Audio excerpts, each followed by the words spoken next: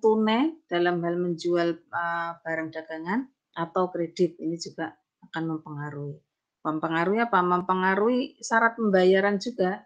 Ya nanti kalau dijual dengan cara tunai dan dijual dengan cara kredit itu juga akan berbeda.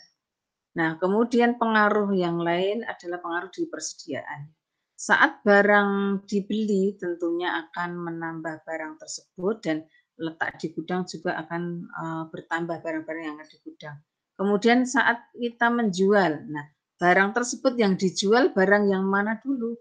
Yang sudah lama atau yang baru? Nah itu nanti sistem pencatatannya pada saat persediaan barang ini juga akan berpengaruh terhadap transaksinya. Ya. Kemudian nanti di persediaan akhir itu juga akan nampak dan akan menjadi persediaan barang pada periode berikutnya. Nah ini sehingga transaksi-transaksi yang berpengaruh.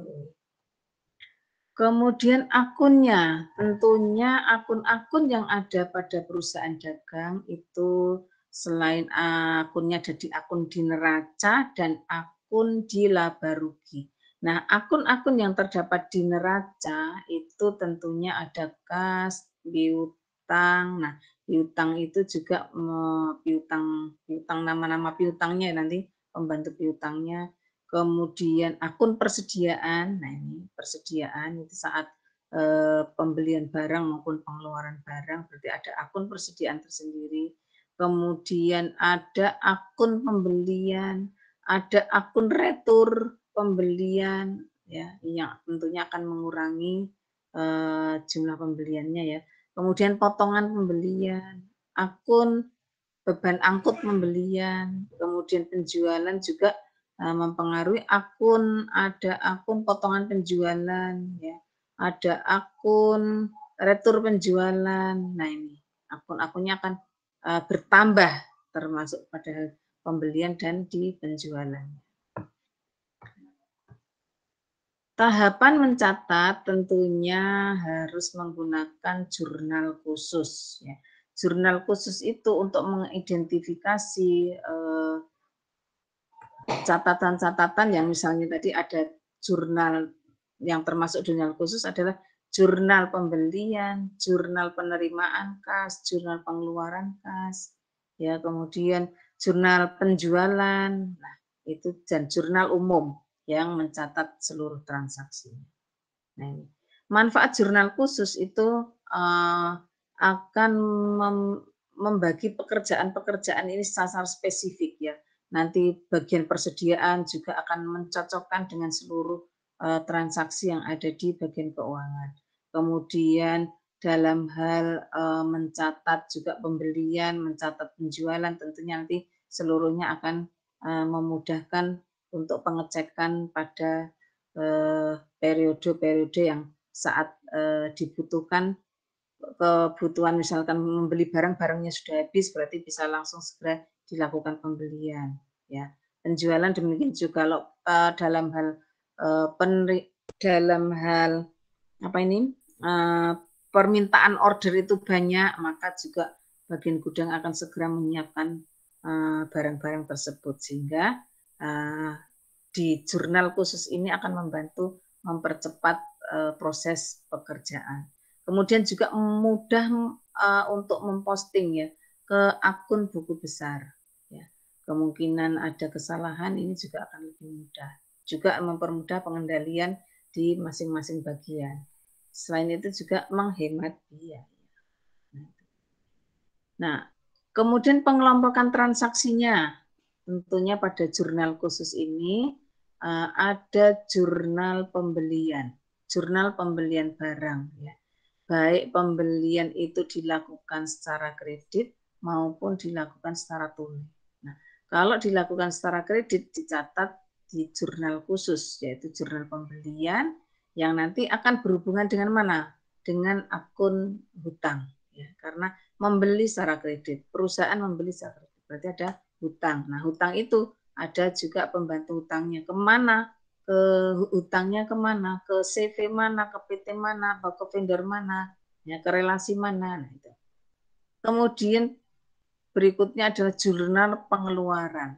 Nah, Pada jurnal pengeluaran uang tentunya mencatat jurnal-jurnal yang berhubungan dengan pengeluaran kas. Ya. Pengeluaran kas bisa berasal dari mana? Dari pembelian barang yang dilakukan secara tunai, tentunya kan pengeluaran kas. Kalau pembelian yang dilakukan secara kredit berarti nanti akan membayar hutang, ya kan? Nah, itu pengeluaran. Kemudian pengeluaran yang berhubungan dengan transaksi-transaksi secara keseluruhan. Nah, berhubungan dengan penjualan. Penjualan juga bisa dilakukan secara kredit maupun secara tunai. Nah, kalau penjualan dilakukan secara kredit, berarti perusahaan menjual secara kredit tentunya akan berhubungan dengan apa? Piutang. Nanti akan ada tagihan piutangnya. Kemana piutang tersebut? Nanti ada buku pembantu piutang. Nah, seperti itu. Kalau piutang nanti misalkan berkurang, berarti ada pembayaran. Nah, pembayaran masuk ke pengeluarannya. Kemudian ada penerimaan. Penerimaan uang. Penerimaan uang dari mana? Hasil penjualan. Penjualan itu penjualan berupa apa? Kalau penjualan itu dari penjualan tunai berarti langsung menerima uang. Nah, hubungannya dengan persediaan barangnya berkurang. Nah, kalau penjualan dilakukan secara kredit berarti ada piutang yang dibayarkan. Nah, seperti itu ya. Sehingga jurnal-jurnalnya itu yang akan berpengaruh pada transaksi di perusahaan dagang itu dengan jurnal khusus, yaitu jurnal pembelian, jurnal pengeluaran, jurnal penjualan, dan jurnal penerimaan. Ini yang jurnal khusus. Yang di luar itu nanti masuk ke jurnal umum. Nah, pencatatan transaksi pada buku besar. Nah,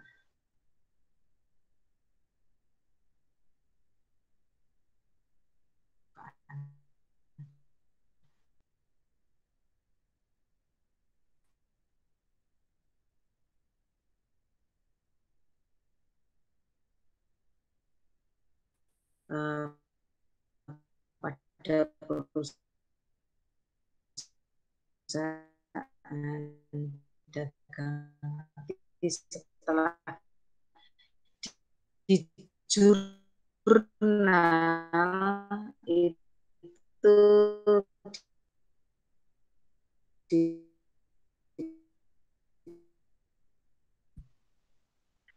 Nah, buku besarnya bentuknya sama dengan akun-akun di kolomnya sama ya. Ini ada akun, nama akunnya apa, misalkan akun kas atau akun penjualan. Nah, ini tanggal, keterangan, terus nomor referensi itu, nomor akunnya bisa debit atau kredit. Nah, ini nanti saldonya apa ya, saldo debit atau kredit. Ini mencatat transaksinya sama. Nah, kemudian dalam hal memposting ke buku besar, dari jurnal khusus itu kemudian ditutup dengan memberi garis ya. Kalau sudah jurnal khusus 1 bulan sudah diposting semuanya ke jurnal khusus, kemudian ditutup itu dijumlahkan, nah direkap ya. Rekap itu nanti tentunya akan dicocokkan ke masing-masing buku besar ya, itu buku besar dari jurnal khusus itu. Kemudian masing-masing buku itu nanti dikumpulkan jumlah debitnya berapa, jumlah kreditnya berapa. Kemudian nama akun-akunnya itu juga dicocokkan. Kalau pembelian tadi, pembelian berhubungan dengan pembelian kredit, berarti nanti ada akun pembelian dan juga ada akun hutang ya, karena membeli secara kredit. Kemudian juga berhubungan dengan karena membeli secara kredit, membeli barang, berarti barangnya bertambah juga akan mempengaruhi apa? Mempengaruhi persediaan. Persediaannya tentunya bertambah. Nah, itu. Ya, ini juga akan berpengaruh pada buku besar, pencatatannya harus dicocokkan ke semuanya. Nah, contohnya dalam hal posting buku besar ini ada buku utang, ya. buku utang itu tanggal sama kolom keterangan, kemudian debit, kredit, saldonya. Kemudian pembelian, ya, prive, misalkan diambil, ya, piutang dagang, misalnya melakukan penjualan secara kredit, kemudian berhubungan dengan penjualan, berhubungan dengan retur, ini kalau ada pengembalian. Pengembalian itu bisa pengembalian retur penjualan, bisa juga retur pembelian. Nah, nanti ini juga akan mempengaruhi harga pokok, ya, di sini. Terus kemudian ada misalkan membayar dengan menggunakan wesel. Nah, apa ini? Wesel itu adalah bukti pencatatan secara tertulis, ya. Ini utang secara tertulis. Nah, wesel tagih atau wesel bayar. Wesel tagih berhubungan dengan piutang, kalau wesel bayar berhubungan dengan hutang. Gitu. Kolomnya hampir sama. Besok prakteknya saya tunjukkan satu-satu. Nah, pada posting jurnal nanti setelah dari jurnal umum, ya, jurnal umum ke buku besar. Ya. Setelah ada jurnal yang selain jurnal ini tadi, selain jurnal pembelian, penjualan, penerimaan, itu ada yang masuk ke jurnal umum. Ya. Jurnal umum ini juga diposting ke buku besar, ya, diposting ke buku besar, nah, sesuai dengan akun-akunnya nanti, ya, hampir sama dengan pada saat kita mencatat di akuntansi jasa. Nah, tahap terakhir dari setelah Anda memposting itu adalah membuat daftar saldo. Nah, dalam hal membuat daftar saldo, tentunya juga seluruh akun-akun itu dicantumkan pada daftar saldo ini. Nah, nanti seluruh akun sudah dicantumkan, nama akunnya dicantumkan, dari saldo-saldo masing-masing akun itu letaknya debit atau kredit. Baru Anda jumlahkan. Berarti dalam hal memposting, kalau jumlahnya sudah seimbang, berarti sudah betul. Kalau masih ada kekeliruan, berarti dikoreksi lagi. Nah, setelah daftar saldo inilah nanti baru membuat penyesuaian. Ya, penyesuaian. Nah, penyesuaian pada perusahaan dagang tentunya harus melihat persediaan. Ya. Berarti harus melihat persediaan. Berarti kalau nanti persediaan yang tercatat dengan persediaan yang ada di gudang tidak sama, secara fisik tidak sama, maka dilakukan penyesuaian pada persediaan. Jadi ada jurnal penyesuaian persediaan. Ya. Terus kalau ada ini barang yang dagangan ini berarti nanti mempengaruhi laba rugi, ya. Kemudian jurnal penyesuaian persediaan barang dagangan ini juga ada melalui pendekatan harga pokok, ya, atau mungkin laba rugi. Nah, atau mungkin juga perpetual, atau mungkin juga model transaksi lain. Nah, ini dari masing-masing pada saat mencatat barang dagangan, ya. Ada beberapa macam model pencatatan. Kemudian nanti setelah Anda membuat jurnal penyesuaian, berarti ada sesudah daftar saldo sesudah penyesuaian. Ya.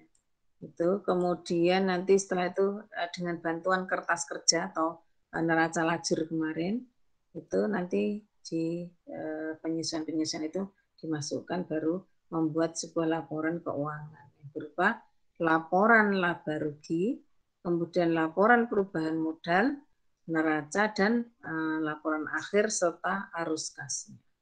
Gitu. Nah, ini bentuk laporan laba rugi itu ada single step dan multiple step. Ya, bedanya itu nanti kalau Anda besarkan bisa.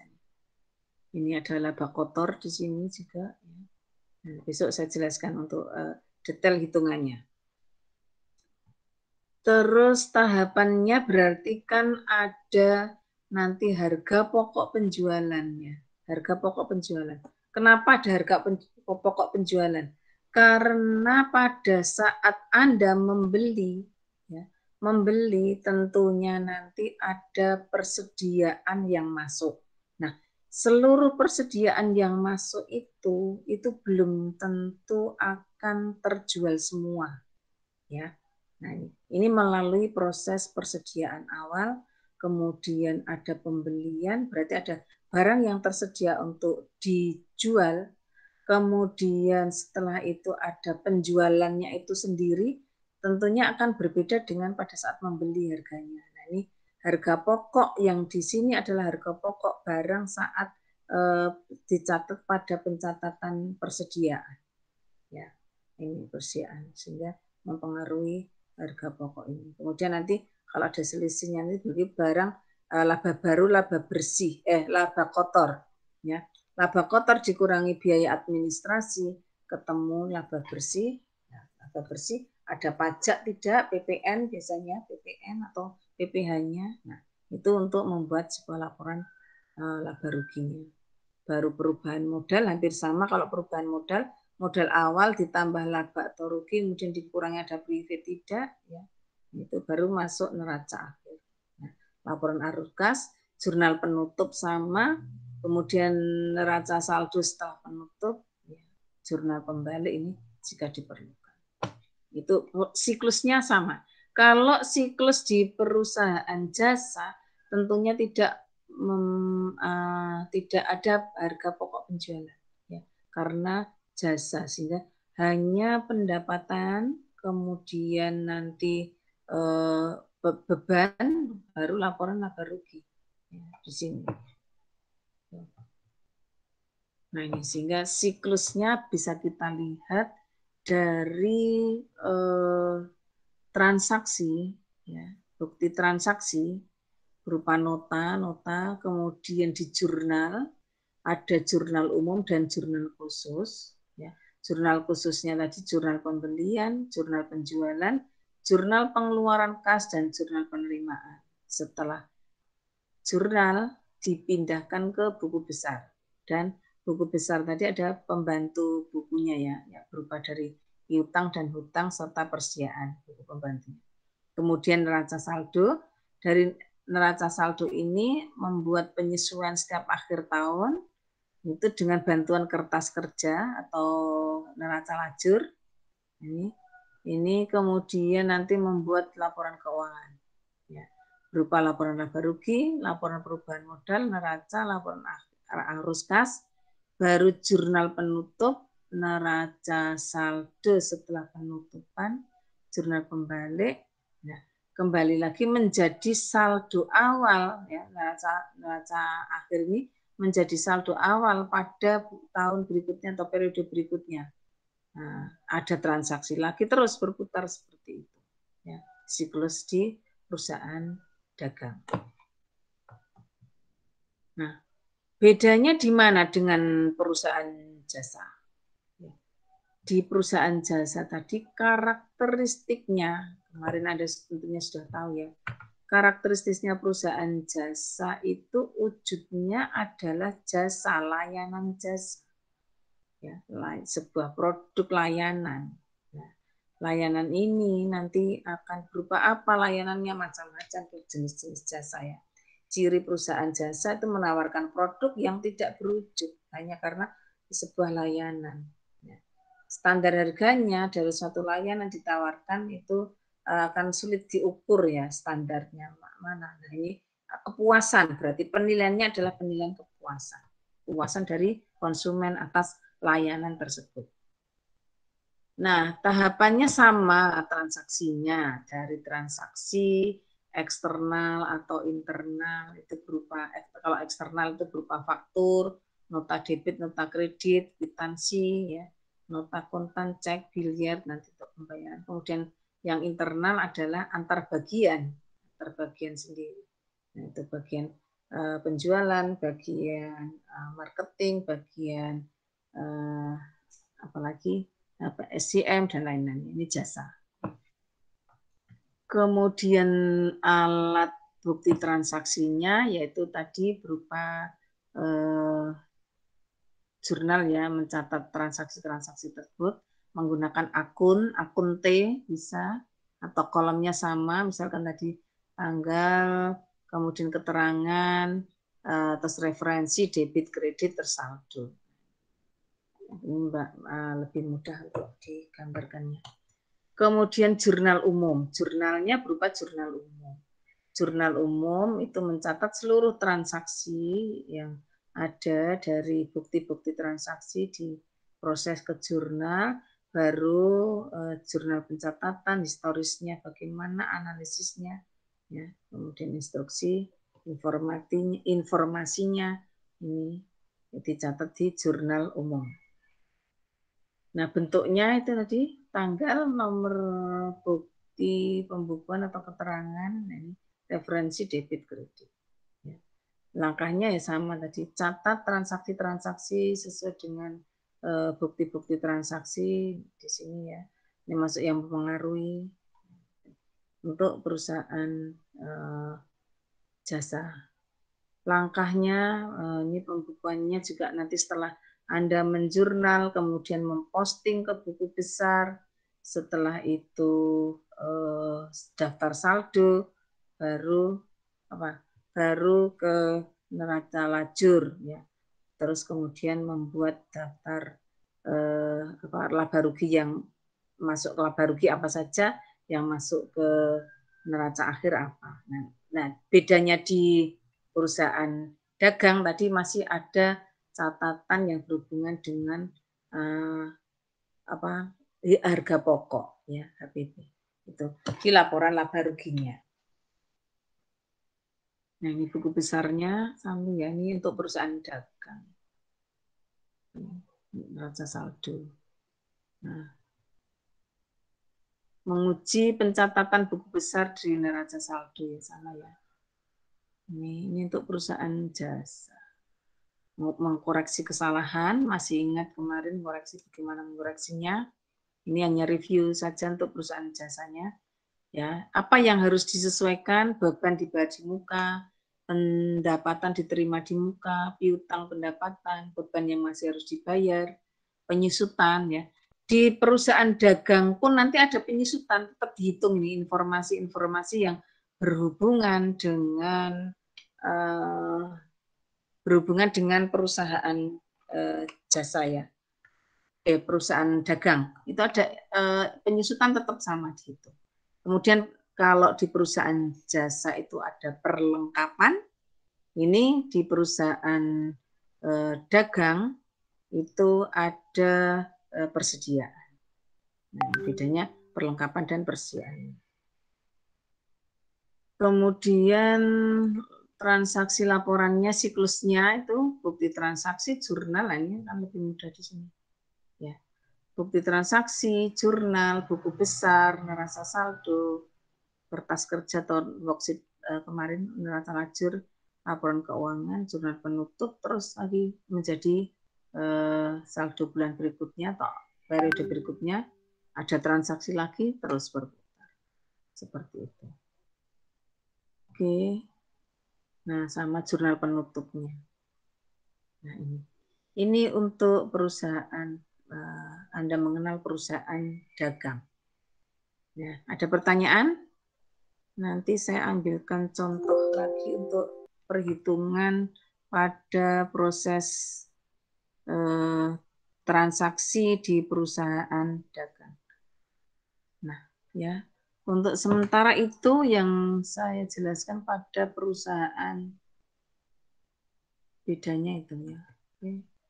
Jurnal pembaliknya. Nah, ada pertanyaan ini mengenal sebentar dari perusahaan jasa, dagang dan jasa, perbedaannya di situ. Ada pertanyaan? Halo? Belum, ada. Belum ya, sebentar. Sekarang tak lihatkan dulu transaksinya. Transaksi pada perusahaan. Ini sebenarnya tak sambung tapi ya sebentar. Tak dulu. Bukain dulu.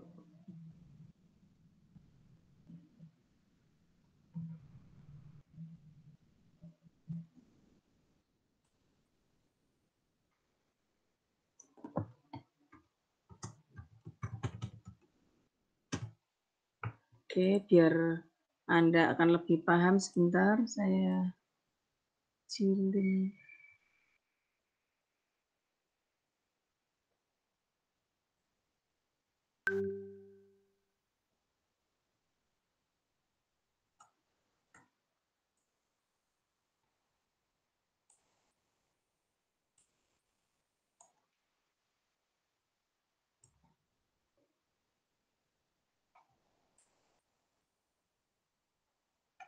Ya, saya stop screen dulu yang ini. Tadi ya, oke. Sebentar.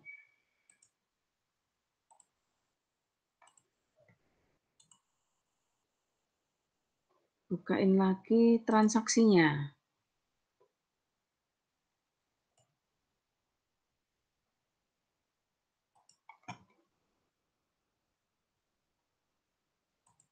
Oke, sudah nampak? Sudah kelihatan? Belum. Oke. Ya, ini untuk lanjutannya ya. Nah, transaksinya di perusahaan dagang, waktunya masih panjang, di perusahaan dagang itu ada transaksi-transaksi pada saat membeli dan menjual. Ya. Nah, sumber-sumber pendapatan yang berasal dari penjualan itu kan bisa dilakukan dengan penjualan secara tunai maupun penjualan secara kredit ya.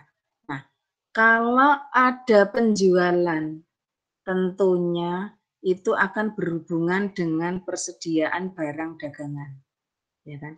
Nah, persediaan barang dagangan ini kalau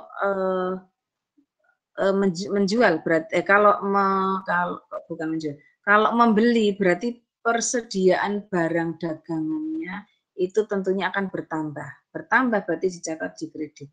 Tapi kalau persediaan barang dagangannya dijual berarti persediaan barang dagangannya akan berkurang. Ya. Kalau berkurang nanti dicatat di sebelah kredit. Nah, demikian juga penjualan. Penjualan itu kan sama dengan pendapatan kalau di perusahaan jasa. Nah, pendapatan atau penjualan dalam posting itu nanti kita catat sebelah kredit ya. Tapi kalau ada retur tentunya akan mengurangi. Nah, mengurangi kita catat sebelah debit. Potongan penjualan juga akan mengurangi penjualan, maka kita debitkan ya. Sedang pembelian berarti perusahaan membeli. Kalau perusahaan membeli barang dagangan berarti kan kita catat di sebelah debit ya, membeli. Barang yang dibeli kan bertambah ya. Barangnya bertambah, pembeliannya bertambah. Nah, ini kan berarti persediaan barangnya bertambah. Nah, tapi kalau ada retur kita catat sebelah kredit karena akan mengurangi pembelian. Potongan juga kita catatkan sebelah kredit pada saat menjurnal. Ini karena akan mengurangi pembelian. Nah, beban angkut. Masih ingat dulu beban apa? Kalau beban-beban berarti seluruh beban ya, itu dicatat sebelah debit. Harga pokok dicatat sebelah debit. Nah, ini kunci pada operasional untuk pencatatan di perusahaan dagang. Ya, Anda ingat-ingat ini. Kemudian syarat tadi, saya jelaskan di awal tadi, syarat pembelian. Ya, barang tersebut dijual. Ya. Kemudian kan tentunya pada saat menjual itu ada syarat jual belinya. Biaya angkutnya bagaimana? Ya. Nah, kalau biaya angkutnya dikatakan FOB shipping point, ini itu berarti kondisi penjualan atau pengiriman barang sampai pada perusahaan pengirimannya dan pembeli membayar biaya angkut. Si pembelinya yang membayar biaya angkut. Ya, ini perusahaan menjual barang dagangan. Nah, ini penjualannya itu nanti pas pada saat mengirim barang tersebut, biaya angkutnya ditanggung oleh si pembeli. ya, oleh pembeli. Nah, kemudian kalau FOB destination. Nah, misal FOB destination. Berarti dari pabrik atau itu ya. Itu saat menjual barang ya, menjual barang itu pada waktu mengirim sampai ke tujuan itu penjual yang membayar biaya angkutnya. Ini ditanggung oleh penjual. Nah, biaya angkutnya oleh penjual. Paham ya? Kalau shipping point, biaya angkutnya ditanggung oleh pembeli. Kalau FOB destination, biaya angkutnya ditanggung oleh si penjual. Nah, ini bedanya di sini. Nanti ini akan mempengaruhi apa? Hitungan harga pokok nanti di situ. Ya. Nah, dalam hal penjualan barang itu juga harga pokok. Harga pokok ini juga akan mempengaruhi apa ya? Potongan ya. Potongan harga pada saat menjual. Menjual atau membeli mempengaruhi potongan harga. Harga pada saat di barang tersebut dijual secara tunai maupun dijual secara kredit tentunya akan berbeda. Nah, maka syarat rumusannya biasanya seperti ini. 2/10 N/30. Apa ini maksudnya 2/10 N/30? Nah, jika syarat ini terpenuhi, misalkan penjual itu memberikan penjualan secara kredit, maka akan memberikan syarat ini. Syarat ini itu kalau dibayarkan ya, jika membayarnya kurang dari 10 hari waktunya ini, 2/10 ini akan mendapatkan potongan sebesar 2%. Nah, 2% itu potongannya 2/10. N/30 itu paling lama waktunya 30 hari. Jadi kalau sudah lebih dari 30 hari pembayarannya berarti tidak mendapat potongan. Paham ya? Misalkan membeli pada sekarang tanggal berapa? Ini tanggal 14 ya. 14 dijual barang. Nah, kalau bayarnya kurang dari 10 hari, harganya misalkan 5 juta. Pembelian itu 5 juta. Dijual 5 juta. Nah, itu dijual secara kredit. Silakan dijual secara kredit. Nanti kalau Anda bayar kurang dari 10 hari, akan mendapatkan potongan 2%. Ya. Paling lama waktunya adalah 30 hari. Kalau lebih dari 30 hari, potongan ini akan hilang, tidak mendapatkan. Nah, itu maksudnya. Ya, sehingga kalau dibayar antara tanggal 14 sampai 10 hari, berarti 24. 24 terus tambah sampai batasnya sampai 30 hari. Lebih dari 30 hari, tidak mendapat potongan. Begitu. Nah, mendapat potongan 3/10 N/30. Ini 3/10 berarti 3%. Ya, dalam waktu juga sama 10 hari sejak tanggal pembelian. Nah, N/30 ini itu dimaksudkan adalah pembayaran paling lambatnya. Sehingga nanti bisa digolong-golongkan yang membayar kurang dari 30 hari berapa orang, yang membayar lebih dari 30 hari berapa orang, yang membayar sampai dengan batas bulan 3 bulan ke atas berapa bulan. Nah, itu ada golong-golongannya. Kalau melakukan penjualan secara kredit ya. Nanti berarti ada apa? Piutang ya. Piutang yang jatuh tempo ini kurang dari 10 hari, jatuh tempo sampai 30 hari, jatuh tempo lebih dari 30 hari. Nah, ini masuk ke piutang ya. Ini hanya untuk mengetahui batas waktu dalam hal jatuh tempo pembayaran si piutang tadi. Ya. Kalau lebih kurang dari 10 hari tentunya mendapatkan potongan. Begitu ini. Jadi ada syaratnya pada saat melakukan penjualan. Nah, metode yang untuk mencatat persediaan itu dengan menggunakan misalkan metode perpetual. Nah, metode perpetual ini itu mencatat secara terus-menerus pada saat barang tersebut bertambah atau barang tersebut berkurang.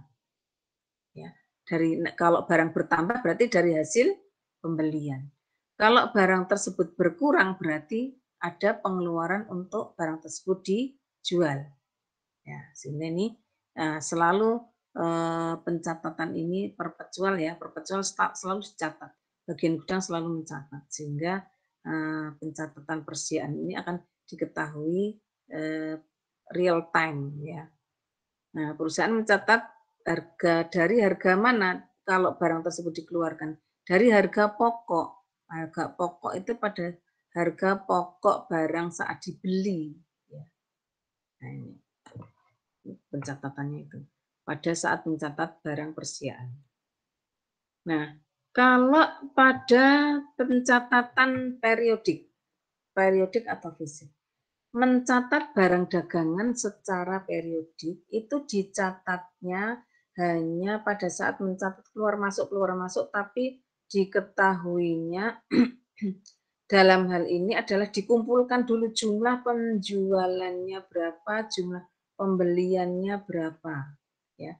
Tidak mencatat secara detail keluar masuk itu tidak, tapi mengumpulkan, mengelompokkan antara barang yang dibeli dengan barang yang dijual.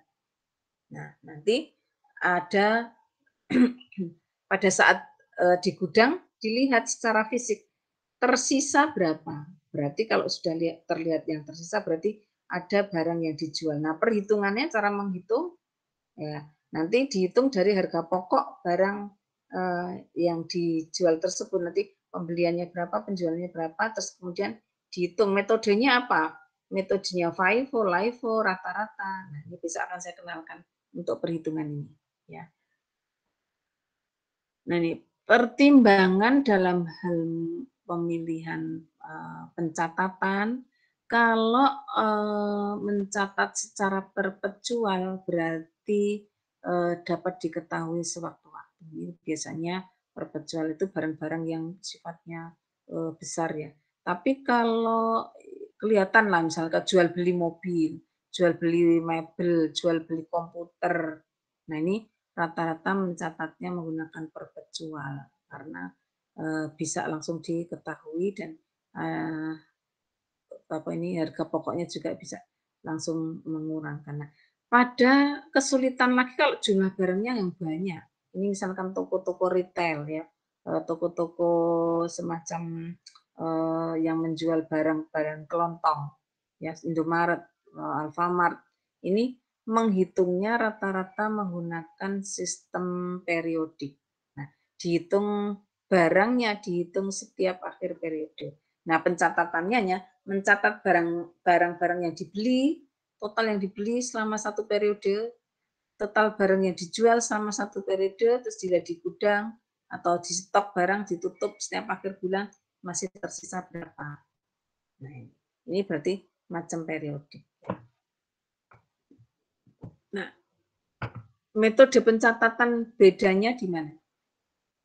Pada saat mencatat periode, sistem periodenya, misalkan di periodik ini, pada saat membeli berarti dicatat sebagai pembelian, masuk ya, pembelian. Kreditnya adalah utang. Ya, ini sistem periodik. Karena apa? Periodik ini kan dihitung pada akhir periode saja, toh. Berarti ini pada saat membeli dicatat di jurnal sebagai pembelian karena membeli bertambah, pembeliannya bertambah. Kreditnya apa? Membeli secara kredit berarti utang dagang. Ya. Tapi kalau perpetual, di sini kalau pembelian berarti ada barangnya bertambah. Ya, barangnya bertambah karena ini kuncinya ada di gudang pada perpetual ini. Kuncinya di gudang dan mengetahui secara langsung barang yang ada di gudang nanti bertambah. Pembeliannya bertambah, utangnya bertambah karena dilakukan secara kredit. Nah, selain itu juga kalau bagian gudang yang mencatat sebagai persediaan, berarti bagian akuntansi nanti juga mencocokkan dengan ada buku jurnal khususnya berarti jurnal pembelian. Nah, jurnal pembeliannya ada di sini, ada jurnal khususnya. Ya. Nah, kemudian seandainya ada retur, ya, retur ini adalah retur pembelian misalnya. Nah, retur kalau di periodik berarti ada returnya dikreditkan karena dikembalikan. Nah, berhubungan dengan apa kalau retur? Ya utangnya berkurang langsung, utangnya berkurang. Ya, di sini utangnya berkurang, tapi persediaannya juga berkurang, dikreditkan. Ya, utangnya berkurang, didebitkan. Nah, biaya angkut nanti di sini ada membayar biaya angkut berarti ya beban angkut pembelian kas. Ya. Beban angkut ini mempengaruhi apa? Mempengaruhi perpetual ini adalah ditanggung oleh siapa nanti? Ya, ini mempengaruhi penambahan di persediaan, harga persediaan, harga pokoknya. Ya, kas berkurang karena dibayar ya. Yang bayar siapa? Nanti. Nah, kemudian melunasi ya utang dagang, melunasi pembelian dan utang dagang, kasnya berkurang karena melunasi. Nah, kalau melunasi dalam waktu kurang dari 10 hari tadi sampai 30 hari berarti ada potongan pembelian langsung dikurangkan. Mengurangi kasnya potongan pembelian. Ya, mengurangi utangnya juga. Nah, ini jurnalnya utangnya di debit, kas di kredit, potongan pembelian. Nah, kalau perpetual, utang, kas, nah ini berhubungan dengan persediaan. Nanti. Ya, harga pokok nanti hubungannya. Ada perhitungan di harga pokok. Tuh, ya. Terus mencatat penjualan. Tadi mencatat pembelian, sekarang mencatat penjualan. Penjualan tentunya barang dagangannya itu akan berkurang, ya kan? Kalau menjual, ya, menjual barang dagangannya berkurang. Nah, menjual dengan pencatatan sistem periodik berarti ada piutang, ya. Menjual kredit berarti ada tagihan masuk, kreditnya penjualan. Tapi kalau perpetual ada piutang masuk, kreditnya adalah penjualan, namun akan mengetahui juga harga pokoknya, harga pokok di debit, persediaannya di kredit. Nah, ini ada 2 kali jurnal piutang penjualan mempengaruhi harga pokok dan persediaan. Ya. Retur demikian. Retur penjualan. Ya. Kalau retur kan berarti ada barang masuk ya atau returnya kita menerima retur, piutangnya berkurang. Retur piutangnya berkurang juga persediaannya bertambah karena dikembaliin. Harga pokoknya berkurang. Ya. Kalau menerima uang berarti kas, ada potongan penjualan, ada piutang. Kas potongan penjualan ini piutang dagang. Sama ya. Nih, nanti kalau sudah ada contohnya tentu akan mudah besok. Besok contoh-contohnya besok. Ini ada model transaksinya dulu aja. Ya, kemudian tak kasih contoh sedikit aja. Pada tanggal 2 Oktober 2008, perusahaan membeli barang dagangan. Kita menjalankan perusahaan membeli barang dagangan ke UD Makmur dengan syarat 2/10, 3/10. Berarti pembelian ini adalah pembelian secara kredit. Sebanyak 100 unit dengan harga Rp750.000 per unit. Nah, kalau kita mencatat dengan sistem periodik tadi pada tanggal 2 bulan 10 berarti kita membeli barang dagangan berarti pembelian, ya, pembeliannya bertambah. Kemudian muncul apa? Karena ini secara kredit berarti utang dagang 75.000 karena tadi 100 unit ya. Per unitnya 750, berarti 75 juta. Pembelian debit, kreditnya adalah utang dagang. Ini sistem di periodik. Kalau sistem perpetual harus mengetahui barang dagangan, berarti di sini bukan pembelian yang dicatat, tapi adalah persediaan barang dagangan. Bertambah barang di gudangnya 75 juta. Nah, berhubungan dengan utang dagang. Itu. Ya. Nah, tanggal 4 Oktober dari pembelian ini, ya di 2 Oktober, 4 Oktober ada barang yang pas dicek di gudang, itu ada sebagian barang dagangan yang rusak. Misalkan yang rusak 4 unit. Nah, bagaimana mencatat kalau barang tersebut rusak? Di sistem persiaan secara periodik akan mengurangi utang. Ya kan, uang dikembalikan yang tujuannya 100 unit, yang 4 unit rusak, berarti kan utangnya berkurang. Berapa? 4 unit, 4 kali harganya tadi 750.000, berarti berkurang 3 juta. Nah, di sini ada retur. Ya. Berkurangnya atas apa? Rekening retur. Nah, kalau periodik, perpetual, itu akan berhubungan dengan persediaan. Nanti bagian gudang yang akan mengurangkan untuk ini. Sehingga utang dagangnya berkurang, persediaan yang ada di gudang juga berkurang. Sehingga bisa mengetahui langsung jumlah persediaannya. Ya. Kemudian 5 Oktober menerima tagihan biaya angkut. Ya, sebesar 500 di sistem periodik biaya angkut kas ya. Di sistem persediaan perpetual biaya angkut ini akan mempengaruhi harga pokok nanti sehingga persediaan barang dagangan kas ini sebagai persediaan barang dagangan. Ya.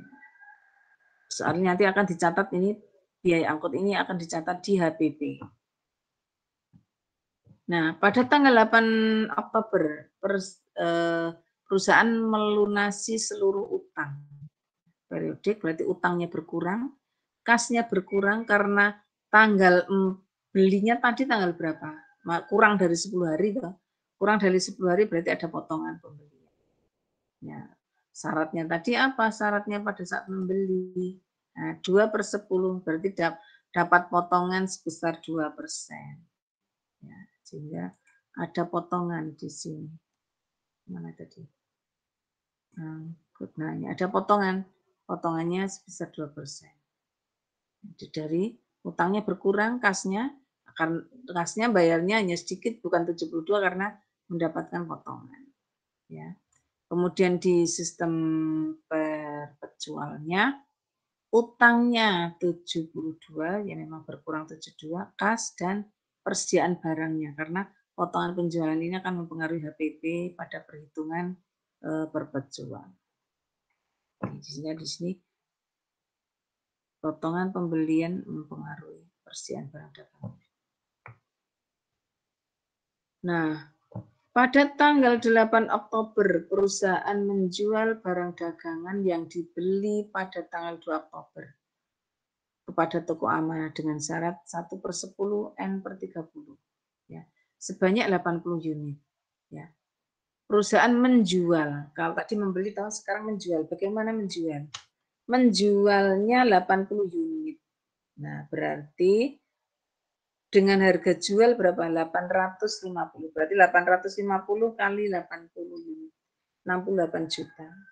Karena dijual secara kredit, berarti di sini muncul piutang dagang. 68. Ya. Kalau dijual secara tunai di sini mau kas, bukan piutang tapi kas. Di sini penjualan. Ya, ini penjualannya ada rumus 1/10 N/30 berarti mendapatkan potongan kalau membayarnya nanti kurang dari 10 hari mendapatkan potongan 1%. Ya. Kemudian perpetual, piutang dagang, penjualan. Nah, tapi melihat HPP-nya. HPP-nya tadi kan misalkan menjualnya 80 unit, berarti dengan harga beli berapa? Harga belinya kan 750, berarti 80 unit kali 750. Pada saat membeli kan 750 nih. Ya, sehingga di sini ada harga pokok HPP-nya. HPP-nya dari 80 unit kali 750, 60 juta. Nah, ini nanti akan bisa menghitung persediaan, bisa menghitung HPP-nya. pada perpecuan karena keluar masuknya barang itu harus diketahui di sini ya. Itu. Nah, tanggal 10 menerima pengembalian barang berarti ada retur barang yang dijual karena rusak 2 unit. 2 unit kalikan apa? Kalikan harga jualnya 850. Sehingga retur penjualannya 1.700.000 piutang dagang.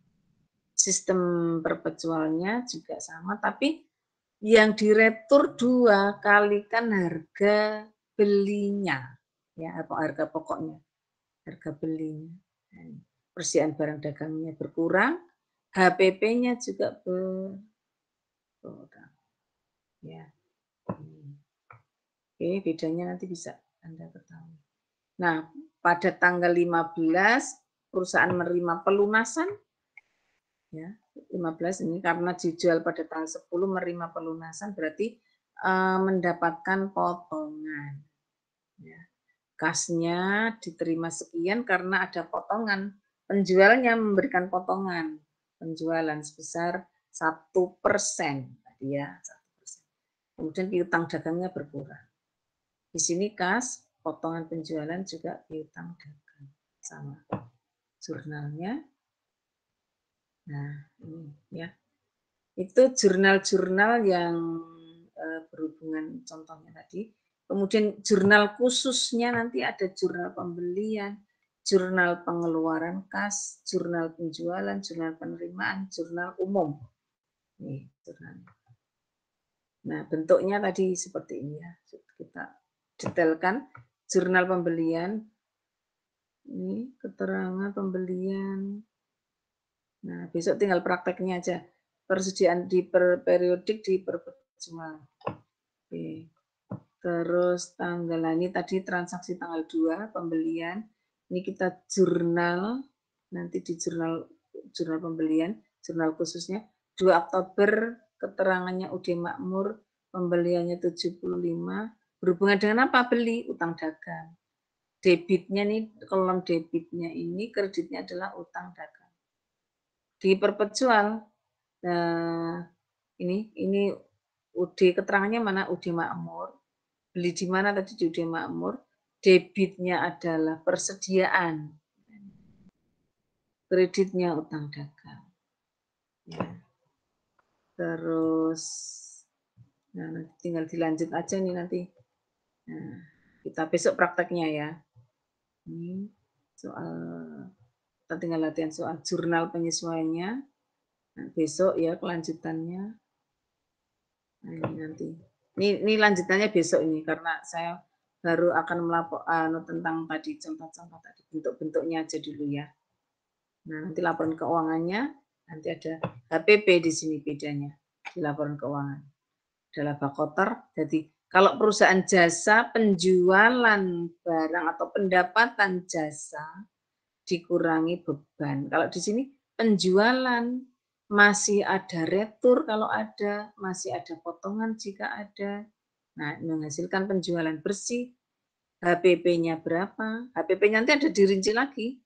Harga barang yang dibeli, retur pembelian, persediaan akhir, nanti HPP, laba kotor.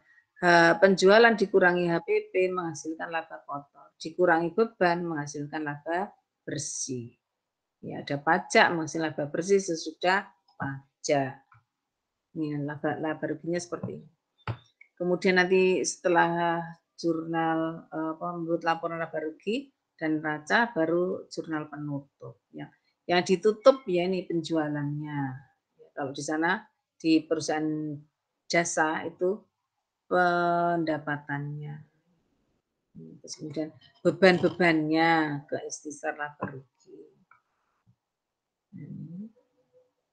Ini terus kemudian rekening laba rugi juga ditutup, rekening prive, rekening beban.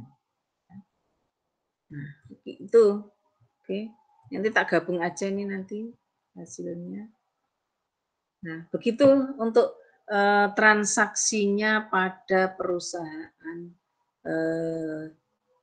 dagang.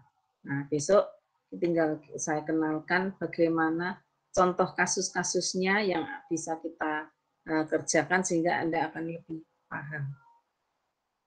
Oke, itu ada pertanyaan? Halo? Ini nanti lanjutannya saya gabungin, kemarin belum sempat. Belum ada pertanyaan. Oke, baik. Sudah, kalau sementara sudah paham nih, tinggal saya nambahkan yang ini tadi ya, sebenarnya ini untuk pertemuan yang ke-11, tapi sudah saya masukkan ke sini karena kalau kita itu biasanya offline, itu saya banyak gunakan praktek-praktek di kelas. Jadi karena ini prakteknya nanti saya sendirikan aja, besok kita praktekkan. Terus nanti habis UTS ya, nanti saya kasih tugas satu lagi, tapi Anda mengerjakan perusahaan dagang, baru setelah itu nanti ujian akhir ya. Ujian akhir itu bisa Anda bisa memilih nanti ujian akhirnya ngerjain perusahaan dagang atau perusahaan jasa. Kayaknya satu kasus aja.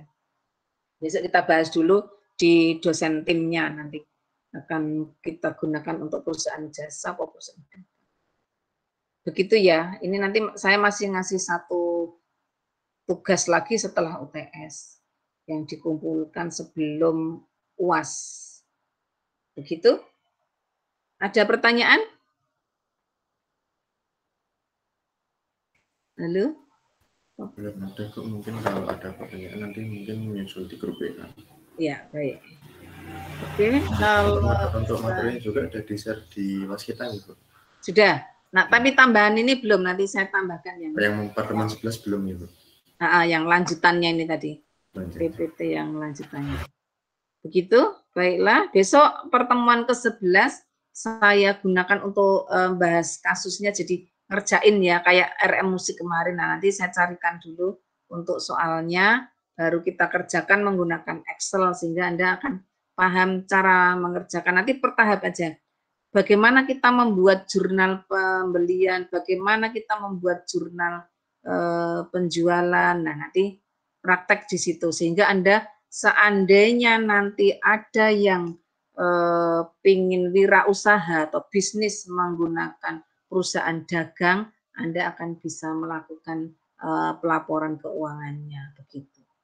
Ya. Oke, saya cukupkan di sini dulu untuk penjelasan dan mengenal perusahaan dagang. Itu, terima kasih atas waktunya. Saya akhiri. Assalamualaikum warahmatullahi wabarakatuh. Waalaikumsalam warahmatullahi Yang belum presensi silakan chat di wabarakatuh. WA.